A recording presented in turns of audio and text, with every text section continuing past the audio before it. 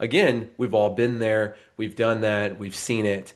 And as you double a company and then you double it again and you go through this kind of growth spurt, you find out that every growth spurt that you have at whatever level you're at is going to be a lot different than the one before. So getting to 5 million looks a lot different than getting to 10 million. Getting to 20 Mhm. million looks a lot different than getting to 10 million. Well, guess what? If you know what those growth spurts look like, you can then actually take the problems that you typically find at each one of those growth spurts, and we can figure out very systematically and data driven, and we can figure out what we need to do to remedy that, right? Welcome to Sharpen the Spear podcast, where we help manufacturing executives command the front and win the floor. I'm Richard Walsh, creator of the Sharpened Impact methodology, and I've spent decades helping leaders transform frontline teams, unlock hidden profit, and capture capacity they didn't even know they had. If you want to see where your leadership gaps are costing you and how to fix them, head over to grittolead.com and run the free Sharpened Impact Simulator today. Let's sharpen your edge and get started. And we are back on STS Sharpen the Spear podcast with another incredible guest. I've got Harrison Tash with us today. And Harrison, no one knows Harrison as well as Harrison. So, Harrison, give us the backstory, bring us up to speed so we can tear into the conversation. Yeah. Thanks, Richard. I appreciate that. Yeah, so I'm an author of Exit Without Leaving. And I also run a consulting firm called Living Water Consulting. And, just extremely passionate at helping owner-led businesses build leaders, sharpen strategy, and really get the results. And the reason why is because it's just as you grow a business, it gets harder and harder, right? There's a growth ceiling, and I just believe that privately held businesses are the backbone of our economy, Mhm. and it shouldn't all depend on the owner. And so it's all about, growing healthy leaders that run the business. That's what we're about. And in the book, Exit Without Leaving, I really clarify a lot of the ways in which you build this kind of organization. And it's done really well. A lot of people are emailing us, telling us how much the book means to them. And so I'm just very excited to be on the podcast with you and talk about this. Well, that's awesome because obviously this is a near and dear passion to my heart too. I did the same thing back in 2019. Wrote a book called "Escape the Owner Prison." Right, the contracts who to scale, regain control, and Yeah. fast track growth while loving life. So that's why Yeah. I was really looking forward to having you on because I know we're gonna share a lot of our own experiences, but really want to get your viewpoint. I love bringing on people who are doing similar things. Like a lot of people Yeah. think that's weird. Like we'll do it. It's like your competition. I go, dude, you know how many businesses there are? Okay, I can't Yeah. help There's an everybody. All right. abundance, right? There's Yes, an and abundance. if someone's doing it right, I want to promote them Yeah. so they can help people correctly. Because there's a lot of goofs out there who are doing it wrong.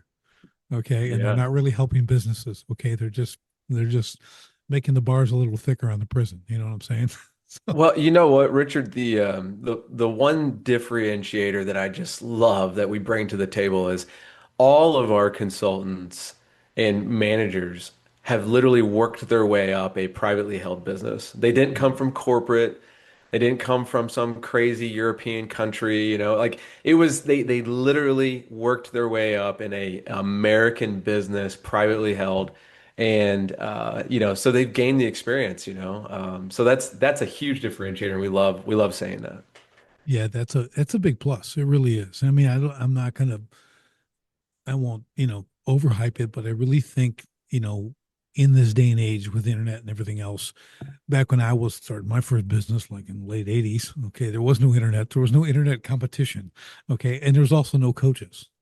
Yeah. There was like no such Right. thing, okay, Right. pretty much. Yeah. Unless you were super high end, you're like some CEO paying someone a gazillion dollars to come pat you on the back or whatever they did back then. But Right. now you have a wide selection. A lot of people are, it becomes that red ocean kind of philosophy, right? Where there a lot of people are Yeah. trying to get in on the game because I'll stop there. I got Yeah. opinions, but I really I just love that when you're doing it for real and when your team is consisted of people who've also either built businesses or been have elevated through them, you know, Yeah. that's really important. You don't have to be the business builder, but if you've been, like you said, in a privately held company and you've started, we'll call it near the bottom or whatever, and worked your way up and you've seen it. Because I Yeah. remember with the people on my teams too, they saw what I was going through. You know what I mean? As an owner, like trying to do everything and juggle everything and have them, but still trying to pull this off. So they get it, and then they either watch the demise, as in my case, the first 20 years, right? Or they see like, wow, you really got this dialed in my next things, right? So now I really had a different viewpoint. So let's talk about that a little bit. Where do you, and I'm going to give this general question, where do you begin? Okay. And I know it Yeah. all depends on the client and everything else, but in general, we'll keep all this kind of high view. We don't have to dig deep in the weeds, but kind of what's your philosophy? That first conversation, what's that like? Yeah. Yeah. Put yourself in the shoes of someone running, let's just call it like a contracting business, right? Like a Mhm. roofing company, right? they they might be able to work themselves out of the day to day, but somehow they keep coming back to being sucked in to those daily tasks, right? And it's normally like when a person leaves or when they land a shark of a client and they're like, okay, who's going to do this? Oh, the owner's going to do this one because they don't have the crews built yet. They don't have the managers built yet, the leaders built yet. And so the starting point is always figuring out what gets you back into that cycle or what puts you in that cycle where these big obstacles that you just can't get over. And so we start a lot with structure. How are you structured today? What's the roles? What's the clarity of those roles and the responsibilities?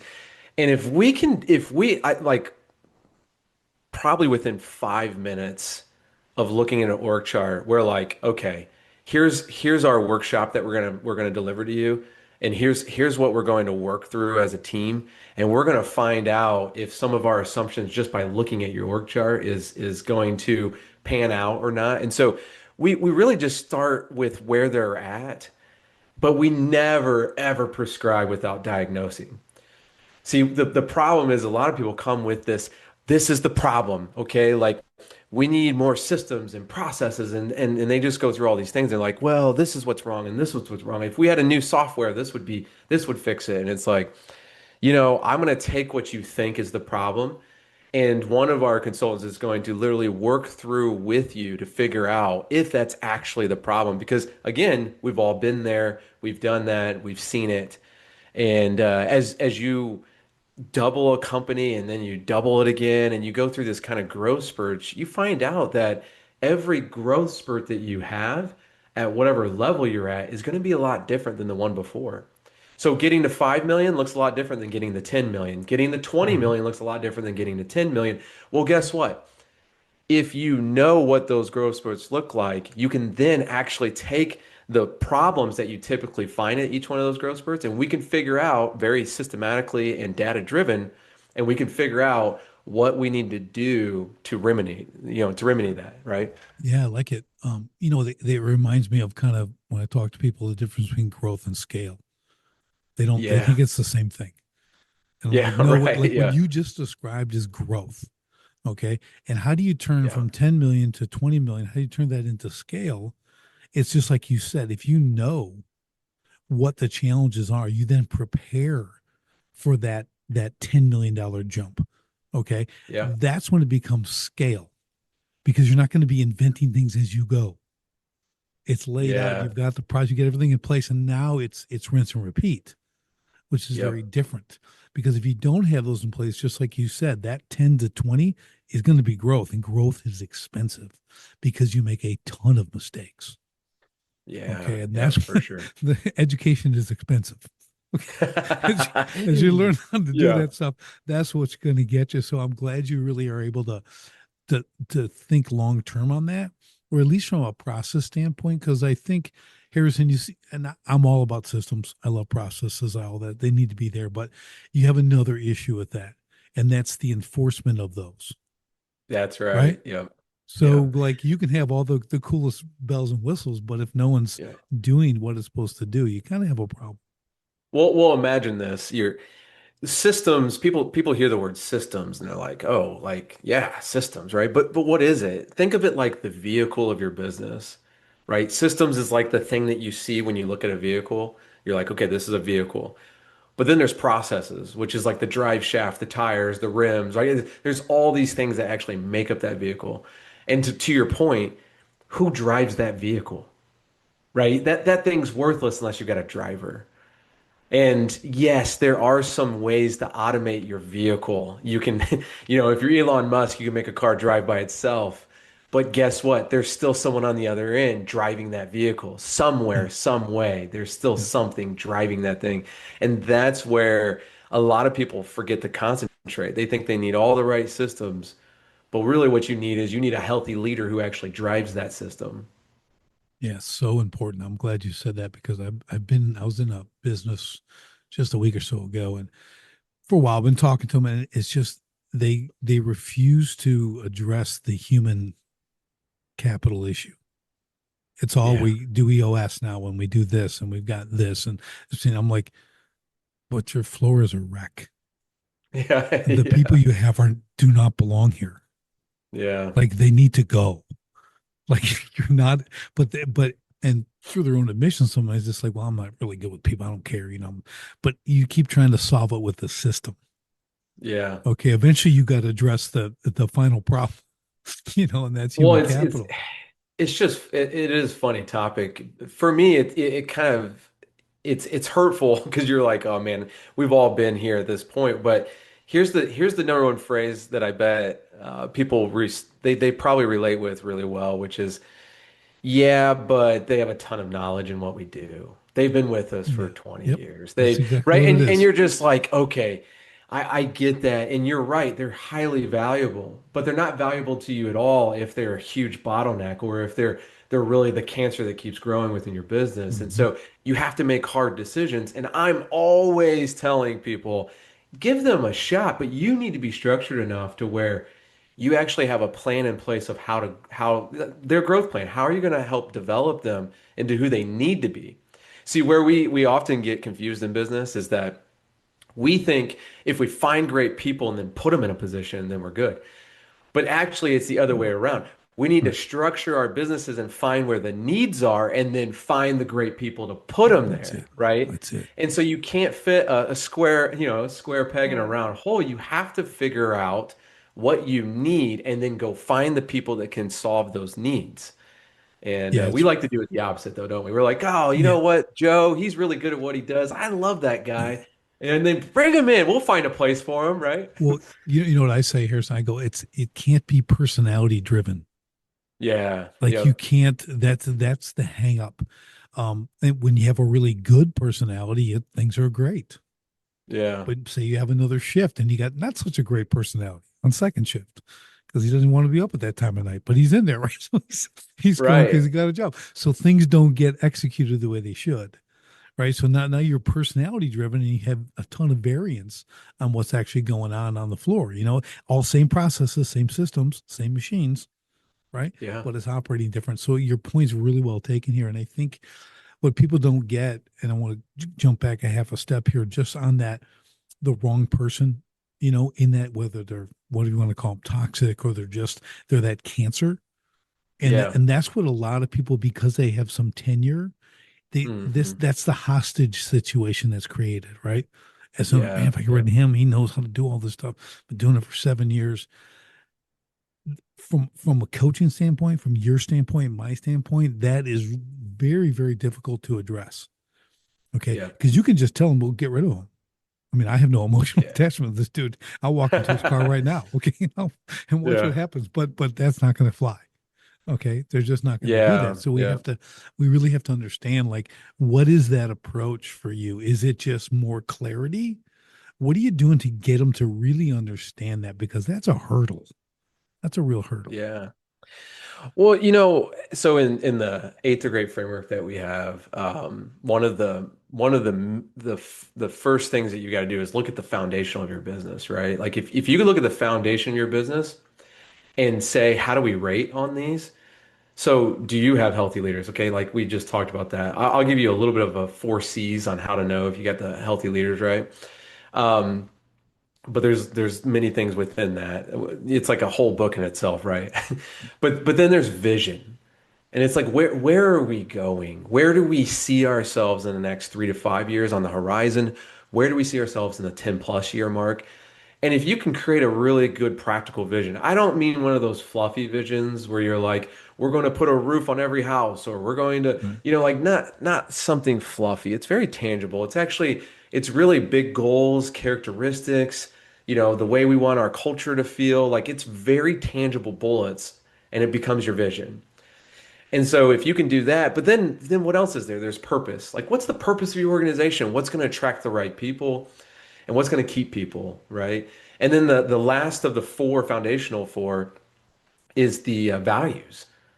Like if you want like-minded people, well, make sure that you understand what like-minded means. Your values are the main reason to do that. And we've seen companies start territories, different regions, and then they come back, 6 months later, and they're like, it's not working out. We don't know why.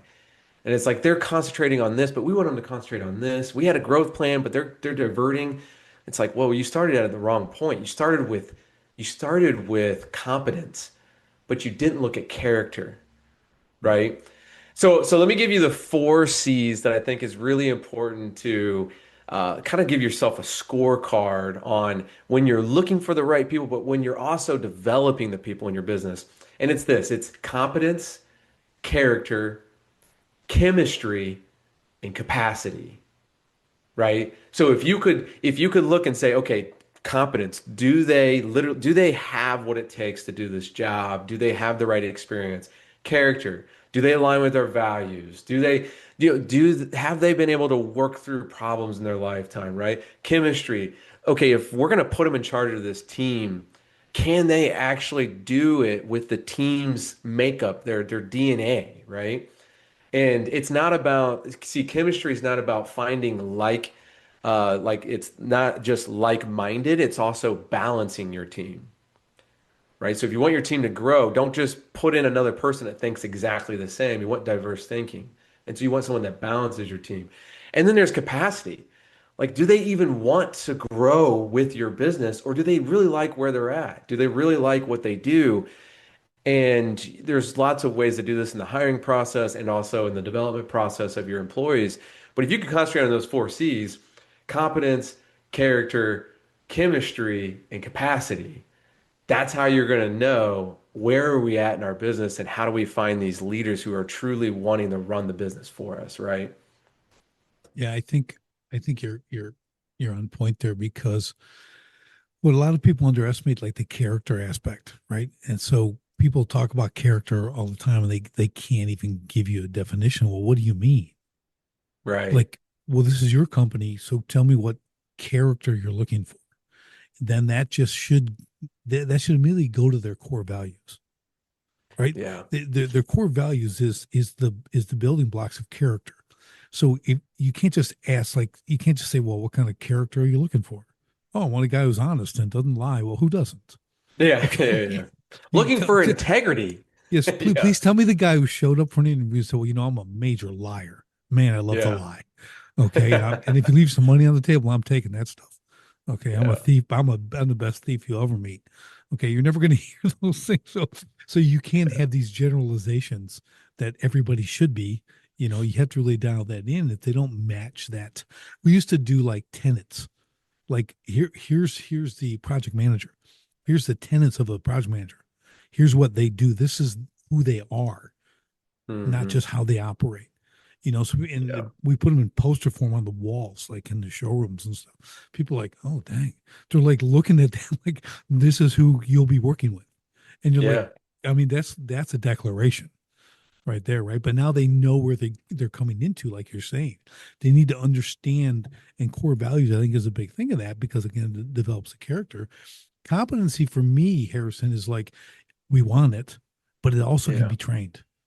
That's the Yeah. easy part, right? Yep. Sometimes you want a blank canvas. I actually don't want you to be like, I don't want you to know what I do because you probably got a lot of bad habits that are not going to fly here because we're real high end and we high quality and Yeah. whatever. So, so that's negotiable, if you will, right? Yeah, for sure. But the core values, the character, that kind of stuff is really good. And I always use another C, feel free to make it five now instead of four. No, but just calling is another one. Like, are they Yeah, actually yeah, called to do this? Like, is this something they like, yeah, man, I really feel like I want to do this. It's really cool. It's not a yeah, must, but I'm just saying it's like, you know, yeah, when you get time to think about your hiring process, like you just described, because I think it's really important. I think, and let me know what you're finding out there too, is I no one takes time on their hiring process. It's so random. I mean, yeah, from a yeah, pulse, a fog, a mirror, to like, I don't know what, like take them to yeah. three lunches and do all this stuff, meet their family, and well, I don't know, but it spans the Richard, whole. this is a problem across the board, like you said. We have not worked with one company that has had a great hiring process that has done less than 100 million a year, right? So like the more you get into the growth of your business and the more mature you become, yes, the hiring process starts to get better, but we've worked with $100 million businesses that have a terrible hiring process. And then they wonder why the turn rate is so bad, right? Now, we've worked with some businesses in the, 10, 20 million range that were like, hey, like surprisingly, you have a good foundation here, but you're missing some of the key elements of hiring. And that's why we like to bring real assessments for your candidates, like real things that they fill out that spit data back into your That's face it. to say, like when you said, is this their calling?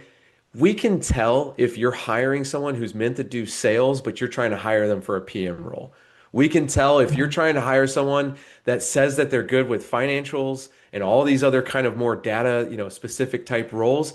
And really, what they're really meant to do is go shake hands and get you business, right? We can figure that out just by asking the right questions on an assessment that literally automatically spits data right back into us or at us so that we can assess this well. And that's a key step that most people are missing in their hiring process. They don't have the data to help them say, here's what we hear, but what do we see on paper, right? And you gotta compare notes in that, right? Yeah, you know what I think, what I tell them too, Harrison, is I'm like, well, you're asking a question. What is the actual outcome of that question are you looking for? Yeah, Like when yeah. they What tell do you you whatever expect to they hear? What do you want to hear, right? right, and maybe not even that, but like what how do you interpret that answer? That's what's Yeah, key. Like, how are you interpreting the answer? And if you have a quality assessment, you can do that, right? Like, you understand, like, we're looking for this per position. It yeah, can't be general to work here at the company. I have 18 different positions here. Okay. right, Like, yeah.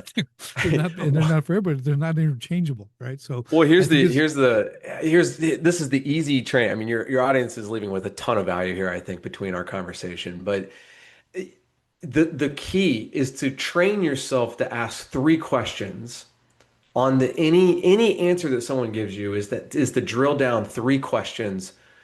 And so if you can do and learn this in life, it's called being curious, right? right. But if you can learn to do this in any situation where you're like, I think I know, but I'm not sure entirely. Okay, what three questions can I ask to get more clarity on what this means? When someone says, "Well, I value high quality, and that's why I want to work here." Okay, well, tell me what quality means to you. Yep. Okay, well, quality means to me they fill in the blank, and you're like, okay, well, give me an example of how you've actually lived out that kind of, process in your quality, right? Yeah. So you're asking these questions to drill down to really see if there's an actual alignment or not. The more you pick someone's brain and you find out how they think, you're going to be able to perceive how they act. Yeah. I love scenarios. Yeah, Put right. them in a scenario and Yeah, listen to exactly. the answer because they're first, they don't get that ever. Okay. People don't put you in a scenario. I would do it with some of my high-end remodelers and construction guys.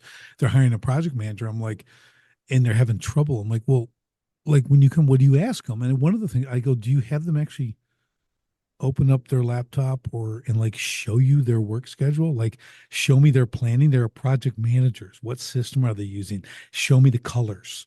Show me the Yeah. date. Show me how you enter them. Yeah. They go, no. I go, you've never done that.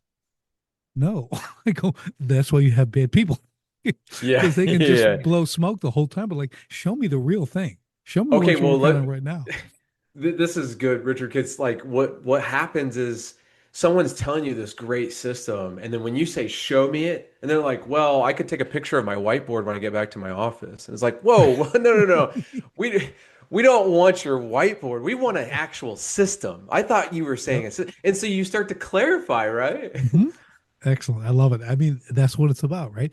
And these Yeah. are, like we kind of get it. We've gone through all this stuff, but like for a lot of guys, I mean, they're really just trying to get a role filled so they have a Yeah. body to go make a call, right? To serve this, perform a duty and everything else for clients. So they don't ever get that time because they're so wrapped up in the day to day and just Yeah. keeping the ball rolling and getting the next Friday, getting to payroll and that kind of stuff. Even when they're a little, like you said, they could be doing 15, 20, 25 million a year, 30 million a year. And it's still that same, that same constriction is there. Yeah. Okay. And when you're Yeah. at that level, and you can let me know if you agree with this, you can only look at the owner. It's only, it's only the owner's fault because he hasn't allowed himself to get to that 30,000 foot view and look down. Do you find that? Because we all, well, I'll say this finally. We all know that the owner's the biggest bottleneck in any business. Okay. That's the Yeah. reality. Okay. Now Right. telling them that's a different story. There's a different method. You just don't Yeah. come on saying that, but, but we understand that's our end goal, right? Yeah. Is that we get to that point. That's when they can really go 8 figure, 9 figure, that kind of stuff. Yeah, no, you're exactly right. I mean, and sometimes that's owners, right? And yeah, no, but you're exactly right. It comes down to taking ownership of your business. And guess what? Oftentimes the owner that got it to 10 million isn't the only person that's going to get it to 20 million, For right? sure.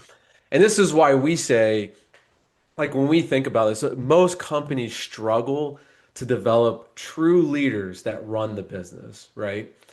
And that's literally where we come in because you need a team, a true team that takes ownership and they have accountability. And without these things, your business is always going to come back to you because people don't feel ownership. I've heard people say this all the time where they're like, well, I've given them this big salary, I gave them this great title, and at the end of the day, they're still not working as hard as I am.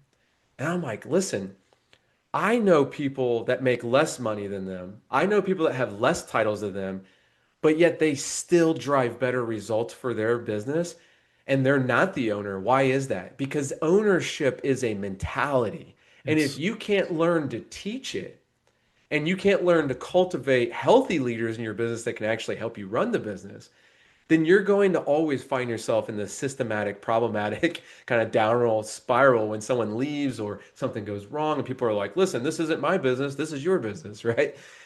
You need yeah, people that actually adopt it. yeah. Here's the statement. Okay, great leaders make more leaders. Oh, Okay, okay. Let's get into that, this, Richard, right? I that's the love whole this thing, topic. right? That's the Yeah. whole thing.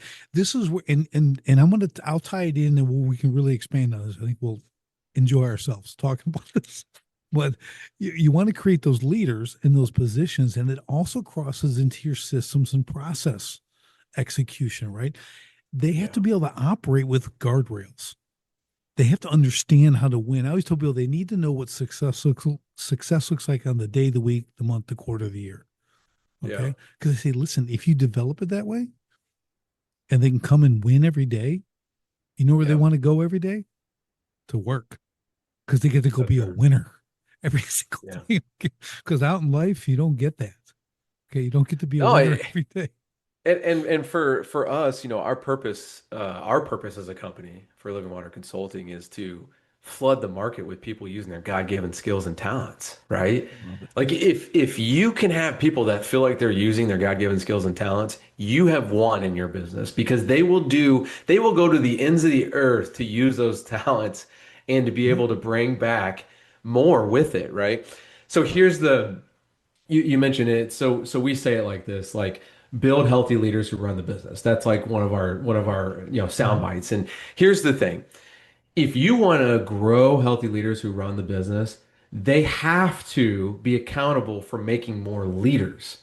And that starts with the ownership team. You have to be accountable for making more leaders. How do you do this? We call it the gig of healthy leadership.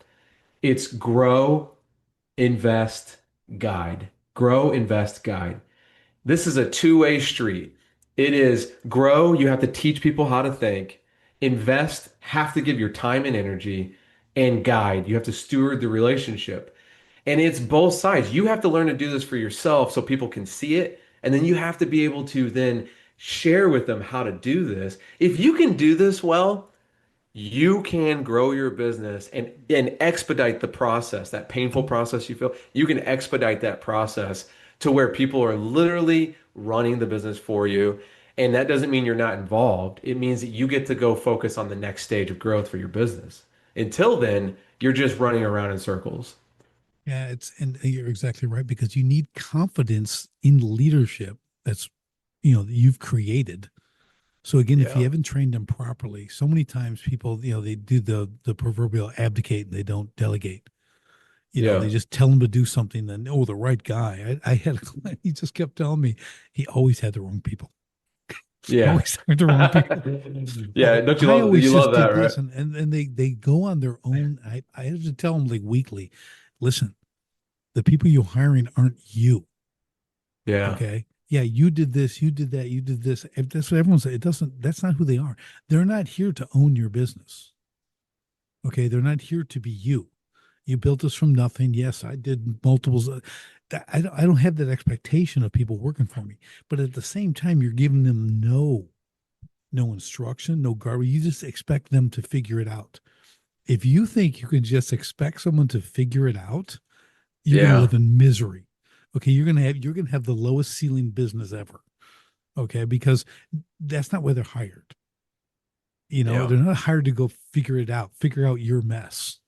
Okay, there's the accountability part from the top leadership aspect. But you're absolutely right. But you give them that place where they can operate.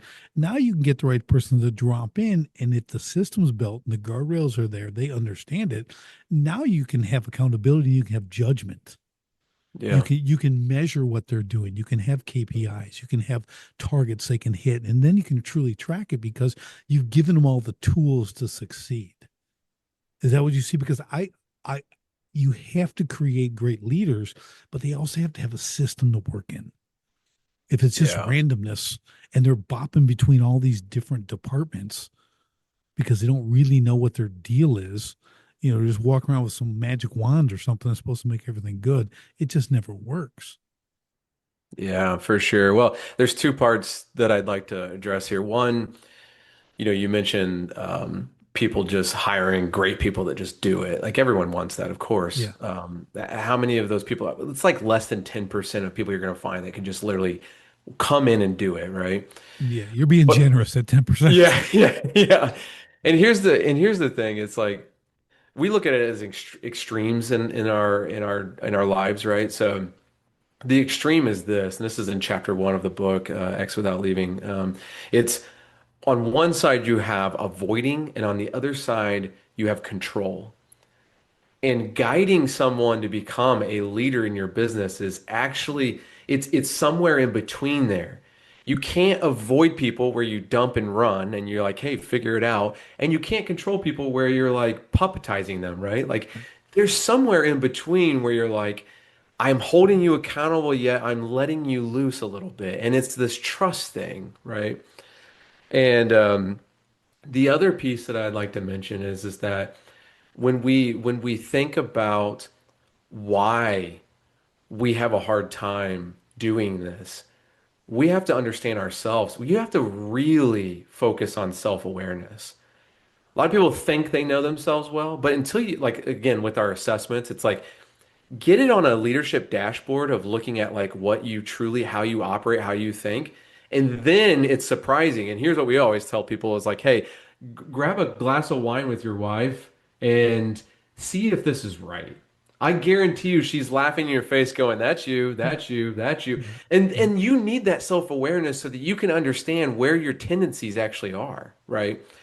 And so everyone that does work with us gets a leadership dashboard, and they literally go online. They have metrics, and it's like, hey, at the end of the day, or actually at the end of the week, you're going to put a metric on where you hit these, and you're going to track your progress, and we're going to track it with you. And it's like if you don't provide that kind of accountability for yourself, how do you think you're going to do it for your team? That's right. That's right. You're gonna compromise and you're gonna Yeah, compensate. Okay, with that stuff all the time. So I love that you do that because I think I've worked with a lot of owners. Okay, over the yeah, years and years, right? And getting them to do the work. Sometimes I got the best clients ever. They do everything I say. It's amazing. And you know what happens? Everything goes well. And their businesses grow and they get multiple businesses.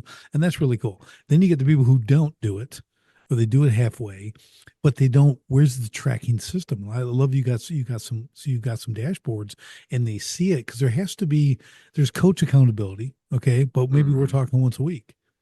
Okay. Or right, maybe we do a couple of boxers or something in a week like I do. But they have to enter the data. What I've done in ours now too is it's all uploaded. Okay, so hmm, when we're in what we call installing command, they have to upload all their homework every week. They have yeah, Here's everything you do. Here's what we do in this, and then we do it here, and it's all tracked, right? And it's like you either comply or you don't. Okay, yeah, so it's like we would kind of have that, and that's a really important aspect of anyone coaching someone, training someone, trying to go to the next level. Listen, I work out all the time, right? You know when I do my best workouts? Either working out with someone else or having a trainer. yeah, Okay. That's when you make the big gains. Okay. So yeah. it's important because there's a way higher level of accountability. There's someone pushing you, right? I think that's as owners, I think that's important that we understand that we actually need someone because we make our own decisions. We literally are Yeah. like at the top. Right. Okay. If I do or not do whatever I want, it's not so Yeah. good. It's not such a good thing. I mean, for most people, that's yeah, like 90% of people or more, that's definitely not good. Right. And yeah, all the best athletes had a great coach and personal Mhm. trainer, right? Yeah. And somehow we think that there's this big disconnect between our physicality and our mental state, right? There's not. It's the exact same principles needed to grow both. And by the way, I thought I saw some big traps on you, so now I know why. Yes, I can hit things. I hit things for a living. No, but yeah, but you're right though. I've got another friend. He's a performance coach. He just got a gig with the Eagles. So he flies in Okay. each week and just head work. It's head Hmm. work. Okay. It's like that's performance work. It's all up here. It's Yeah. mental, right? You've got to understand that's where the power is. Okay. Yeah, I can squat this. I can do this. I can hit the bag for all this time. I can do a lot of cool things, but the head's not right. Like people ask me, like, why do I train so hard at, Right. air quote, my age? Okay. Hmm. And I'm like, I just want to stay dangerous. I, I have a responsibility. I have a wife and kids people to protect. Like I have to practice my skills. But in my head, that heavy bag for me, is a stinking opponent. I'm not Right. hitting an inanimate object, man. I'm at war. And that's why no one talks to me when I work out because I'm engaged. Okay. But you're right. And I'm glad that you guys see that because that's one of your bigger hurdles. Okay, is helping owners understand that, right? Really kind of there's a lot of Yeah. head work here. There's innate mindset, whatever you want to call it. But so kind of explain to me when you're getting into that arena, okay, Hmm. working their head, like what either you can share some examples, but like that can get dicey, Yeah, okay, for sure. because self-awareness is the number one entrepreneurial trait. Okay, so most entrepreneurs have a high level of self-awareness. Yeah. Doesn't mean they have a lot of it. They Yeah. just have a high level, which could be everything else is very low. Okay. So when you're dealing that or trying to help them increase that level of self-awareness, what does that look like for you guys? Is that a difficult thing, or is it just little by little? Yeah, and you're right. I mean, self-awareness for entrepreneurs, owners, I mean, they have extreme drive, they have extreme self-awareness, and they know what they're not good at and all that. So, like I said, the self-awareness piece, yes, you need that leadership dashboard to get it on paper. The most important, that's 20% of the work. The other 80 is literally discipline. It's the ability, because you can know something without doing anything, Mm-hmm. right? And so the hardest part is that 80%. And it's where you have to not only see what you need to work on, but you have to own it and say it, right? So we like sound bites in our organization. So we like people to say things like, I know I'm not the person alone who's going to take this organization to the next level. I need help. I need someone who maybe they own 10% of the company so that we can work together to grow this business and they can get more as we go. I need them to say that, right? Or maybe they say things like, I will do what I want to do. I'll admit that. Like if I want to go take a 3 week vacation, I just go do it, knowing that there's some things I'm leaving behind, but I do it because I want to. But it's not healthy. I shouldn't act like that. Sometimes I get very selfish. I need people to say these kind of things because guess who's writing it over there or typing it in? It's us, right? We're over there typing in, going, okay.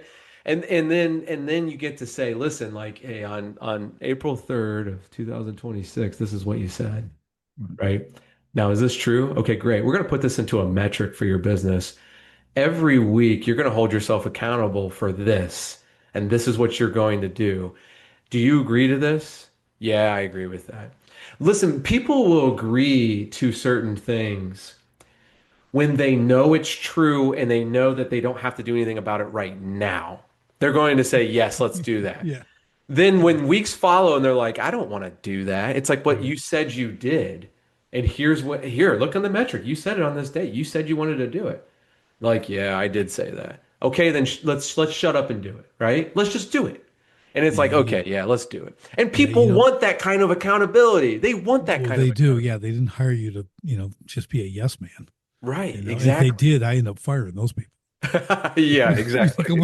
I'm not doing that. But you said something really, really powerful here, and it's speaking. Okay. Mm, The power of the tongue. There's yeah, life and death in the power of the tongue. Right. 100%. But when you verbalize that, not to yourself, not speaking, I mean, without uttering the words, but Right. they got to come out of your mouth. Yeah. That's where the power is. And if I'm thinking, all right, I'm good. I'm going to work out tomorrow because Yeah. told myself in my mind, it doesn't work. That commitment, especially if you're like doing a Zoom coaching call and you're recording it, Yeah. you literally can go, let me hold on a second. Listen to this. Okay. Like you said this, right. But Yeah. that when they speak and when we speak these words out loud, Hmm. that's the difference maker. It's a really, really powerful thing. And I love that you make them do that. Yeah. And you probably know, but if you don't know, like that is like critical because Yeah. that they have to hear themselves say it. Because you Yeah. say it to yourself, your mind will deny it. Okay, it'll deny because no one heard it. Yeah. So it's Yeah, for really sure. easy to deny it. Yeah. But when Yeah. you're speaking it out loud, even if you're by yourself and you speak it out loud, there's power to that. I want people to kind of take that away because I think it's really important to understand in like your daily life. Like you're speaking stuff, I'll be in the car and I'll be like saying stuff like that out loud. You know what I mean? Like I got to repeat these things and I want to hear them, but I got to come out of my mouth. I read out loud, that kind of Yeah. stuff. That's why when I, not as much anymore, but early on in podcasting, I'd always listen to my episodes because I want to hear what I said. I go, ooh, like I Yep. remember one time, like, I shouldn't throw my brother on the bus like that. He might listen to this someday, right? So, but you learn, but that hearing your own voice is really important. And it Yeah. gives you a real connection to what you're actually saying. Because we could Yeah. just run off with the mouth and just think we did nothing. But man, when you play it back, ooh, that's powerful. Yeah, and I'm not a huge journaler, if you will. Like I don't Right. have like my own. I have some for like my kids and stuff like that. But when it comes to the business, I journal in bullets and I put it down on a place that we always come back to. So we have our winning strategy. We have bullets on there of like these are the things that we're working on and here's why. And if you look at like my metrics, so like whatever we do with our clients, we do as consulting, Nice. right? So we Nice. have our own metrics, we have our own things. And it's like you want people to ensure that there's a place that they come back to it. Because if you have to dig into the archives to pull up a session you did 2 years ago, you're not going to remember that. Right. You need something that where it's like you're coming back to it every week because that's the source of truth, right? And that's how Yeah. you make that's how you make big change because you're seeing what you said every week, right? Yeah, I have notebooks, thick notebooks full of notes. Yeah. I Okay, and think I know where you're going with this on that's this where they've one. gone to die. Yeah. Okay, all that stuff. Because but just the only caveat I add to that is me writing, like physically writing. I don't type, I write it. Yeah. That connects to my brain, so I don't Yes. Yeah. really have to have them. And I'll go back and look and go, yeah, well, I actually still kind of know that. Or once in a while, you hit something that like matters. But a lot of times, and maybe I'm just not a professional note taker. A lot of time, like that was kind of a waste of time. You know, like what is this? But I have a lot of that, and I'm not a journaler either. I don't Yeah. journal like, hey, today I did this, and guys who do, God bless them.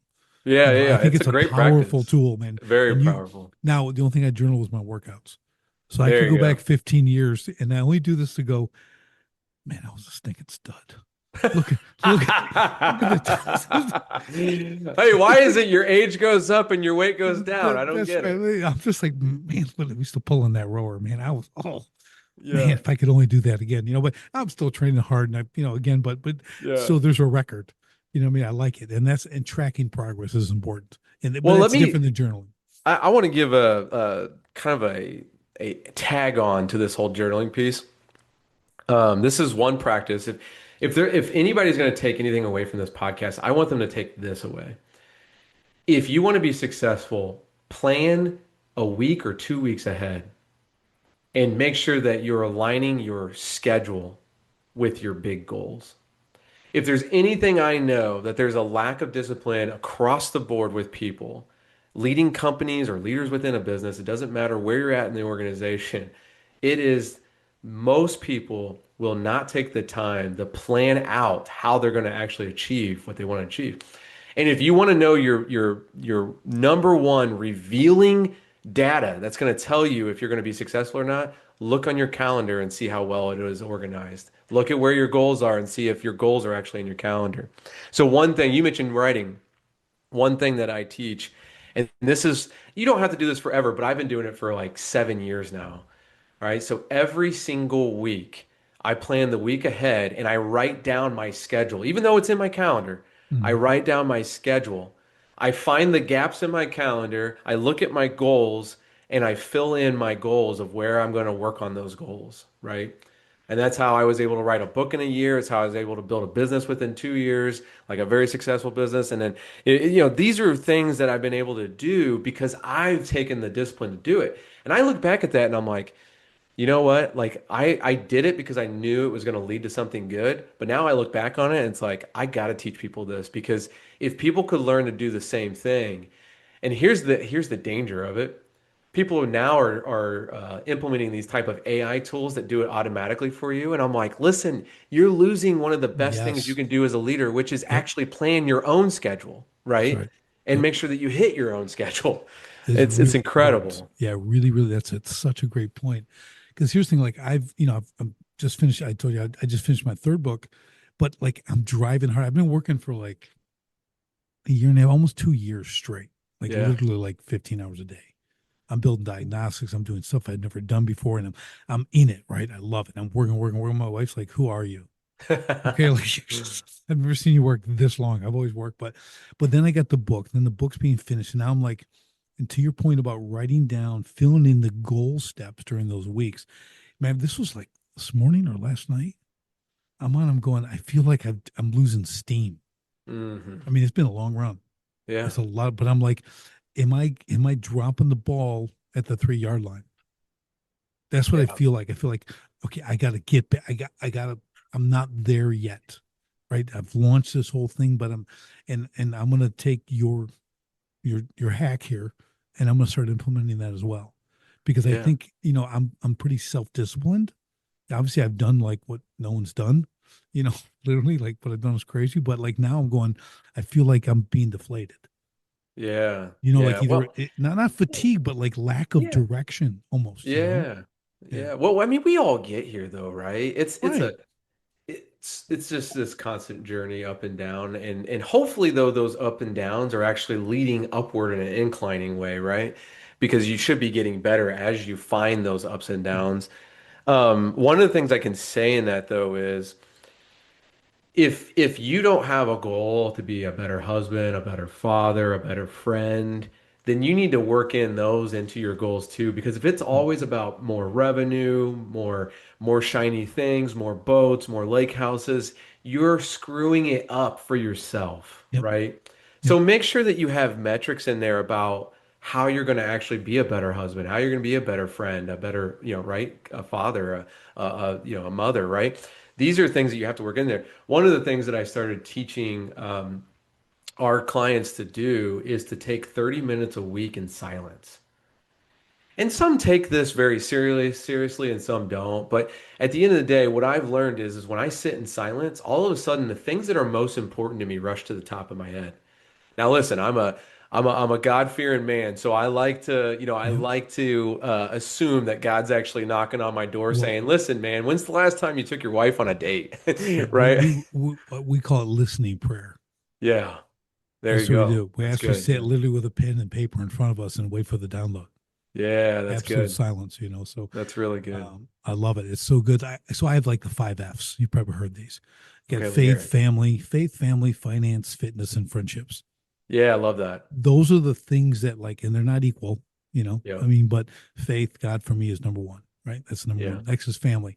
And in my family, it's my wife and then my Yeah. 6 kids in that Yeah. You order. have six Okay. kids, Richard? Yeah, Six? yeah, six, man. I don't play around. Man, I'm no not wonder a, why you go to I'm the a, weight room. I'm an overachiever, man. I can't be a slacker. I gotta make up for everyone who's not doing 2.1 kids. We Yeah, need that's to crazy. maintain the replacement rate.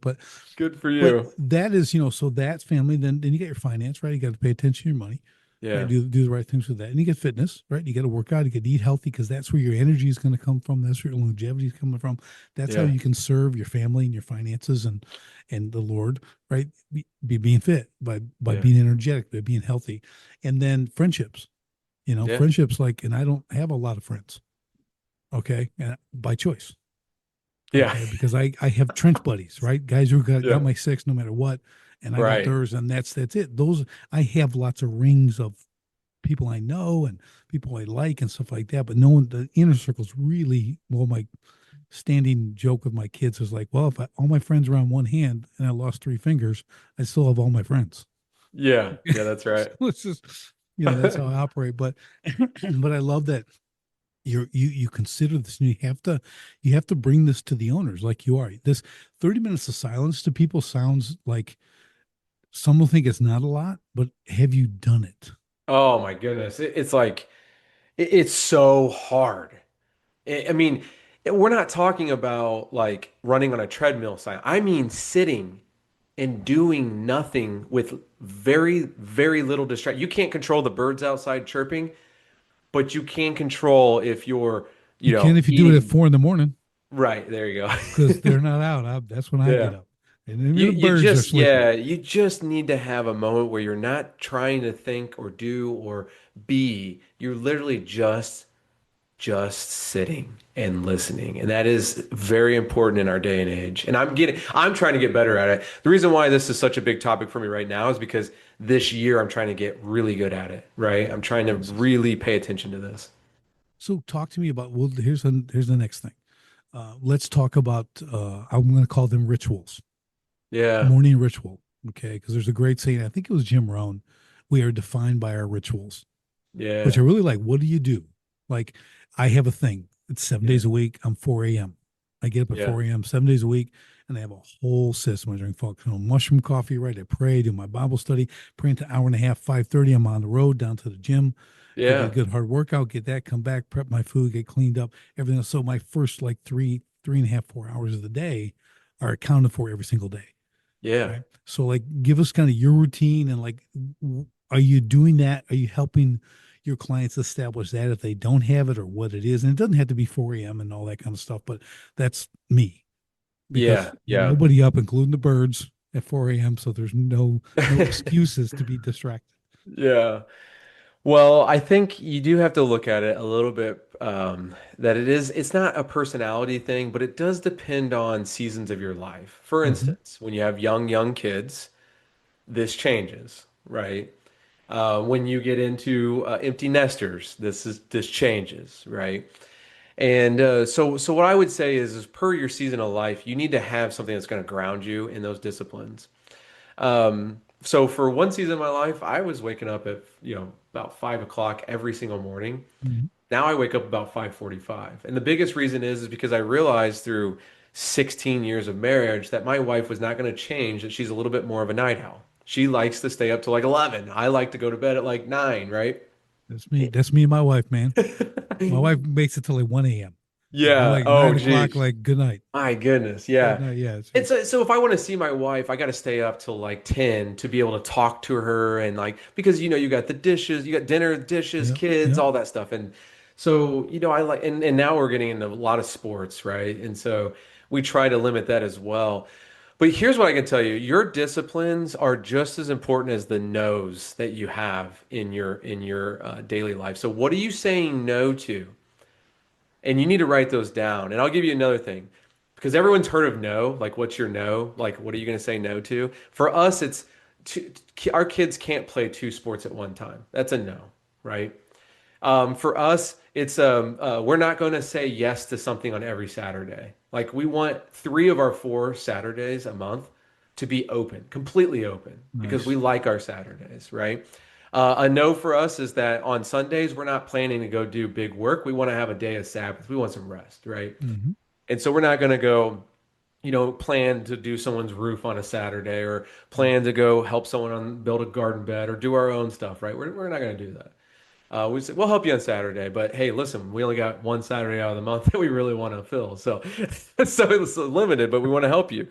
Um, and so you got to know that stuff. But here's one that I think is really important that I've preached on for so many years, and now I think people have really seen the importance of it as I've coached on it.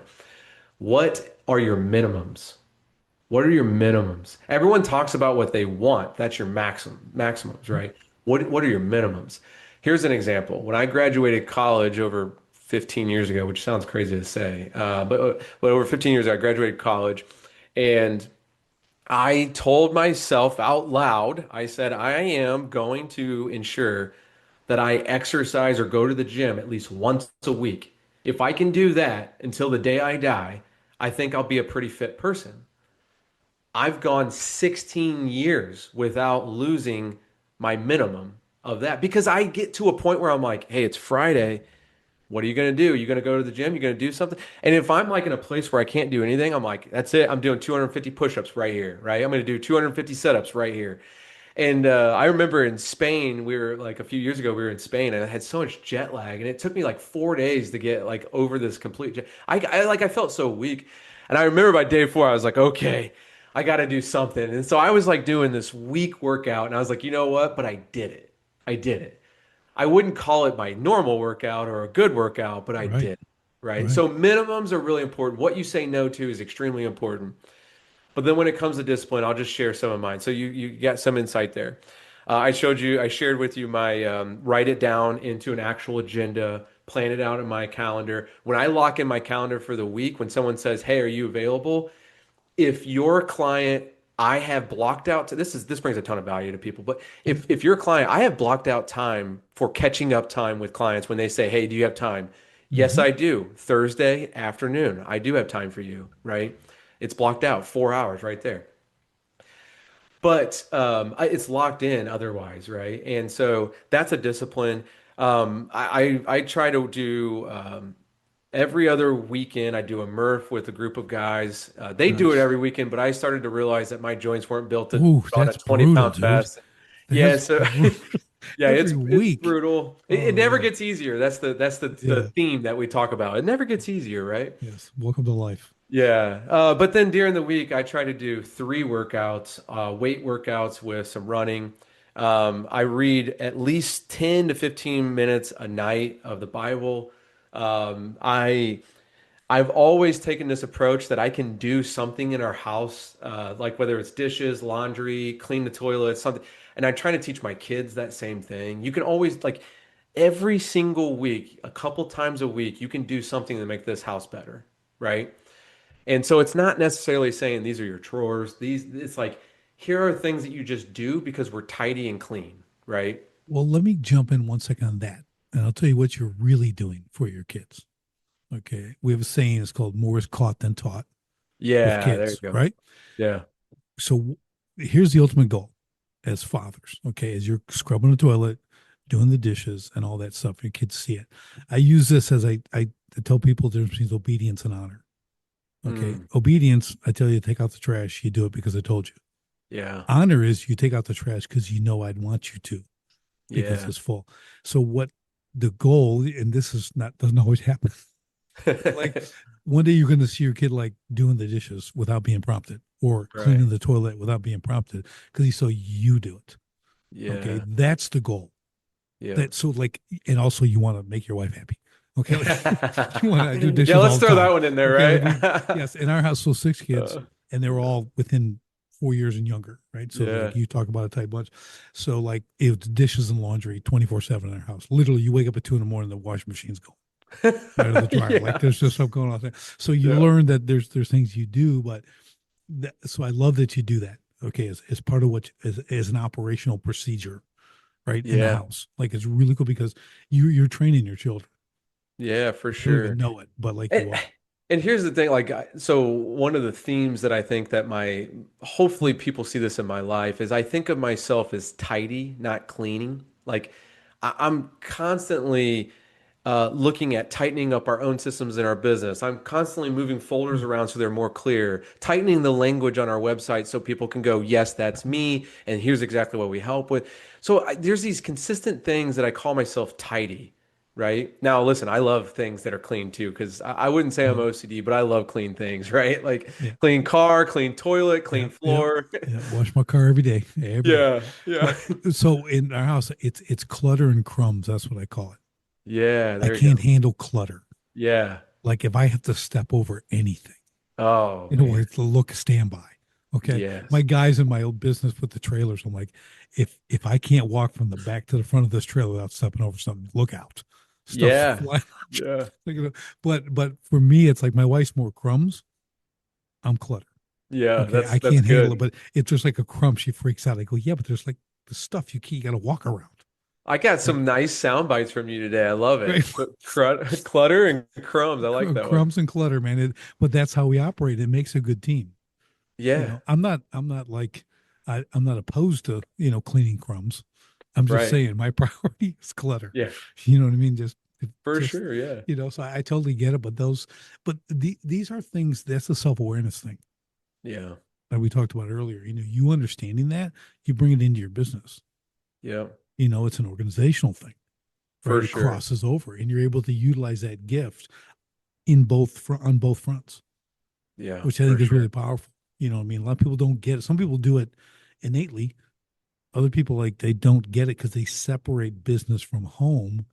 Not that it Yeah. shouldn't be, but there's things that you're gifted in, or you have operational methods that can cross over, and it's okay. Well, you said it earlier that the owner or the owners are often the bottleneck to Right. their own success. And if you don't work on yourself, your business will not follow. Yeah. We Here's another saying for you. Okay. We don't get what we want. We get who we are. There you go. I like Okay. that. And like that, and dude, I'm older than you. Okay. I Yeah. don't want to think about how long it's been, but that is a consistent heck yes. It always is that way. So anything that I want, I don't get. If I look at myself, I go Yeah. because it's not who I am. Right. Yeah, no, that's And I really love good. that. Richard, you're a very wise man, and I've enjoyed these sound bites. I really Yeah, enjoy it's them. been And great. It's been yeah, it awesome. has. Yeah. So let's kind of wrap this up. Um, you got the book. Let's give them the title of the book again, where they can get it, if it's an Amazon thing or wherever you got, and then how they can reach you, get in touch with Yeah. they want to engage your services. Yeah, the title of the book is Exit Without Leaving, building a business that thrives with you but doesn't depend on you. And you can find it on Amazon. You can find it at Barnes and Noble. These are this book is essentially my passion spilled out in the pages. So we've helped hundreds of leaders across the country, and we want to do a lot more and help a lot more people. So the book's a great first step. You can also get on our website at consultlivingwater.com. And on there, read the language, see if it makes sense of what we do and what you're going through, and see if it aligns. But get a free growth stage assessment tool. Figure out where you're at in your journey, what makes sense, and how you can take some practical steps. And if you get any value out of the book or out of that growth stage assessment tool, like we've won, right? So I know everyone's looking for more money, more money, more money, but I promise one thing that I just love when businesses win and they can do it and be that true backbone of our economy. They can do that without feeling like they're in chaos. So I love that. But other than that, you can connect with myself on LinkedIn. I'm not going to say someone manages that for me, but they do. Don't tell LinkedIn; they don't like that. But we're consistently loving growing our network because we're providing more and more value by shooting videos, creating content, all that stuff. But I would tell you go to the website, do the contact us, get the growth stage assessment tool, and start there, or read the book. That's awesome. That is awesome. Yeah, there's a lot to be said for everything we discussed today, obviously. But one other thing that you're doing when you work with businesses like you do and kind of like I do, I like to think of it this way: we're saving families. Yeah. Okay. Because when you can get that separation from the business and now you actually have time, the whole thing you got Hmm. in business to have was time to be with others. You can actually Yeah. do that.